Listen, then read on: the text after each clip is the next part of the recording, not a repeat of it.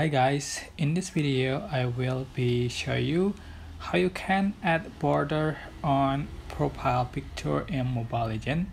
But before going to tutorial, you can click subscribe button, and you can also click notification bell so you can getting more videos update.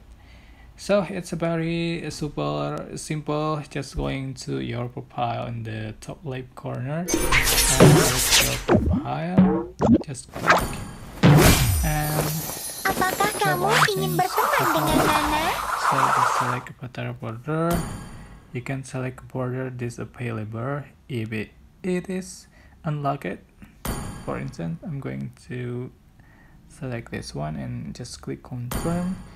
So has been added. Okay, that's how to add a border to your profile picture in Mobile Legends. I hope this tutorial was helpful for you. Don't forget to click like, comment, share, and also subscribe. If you have any question, please leave it in the comment section down below. Thank you so much for watching.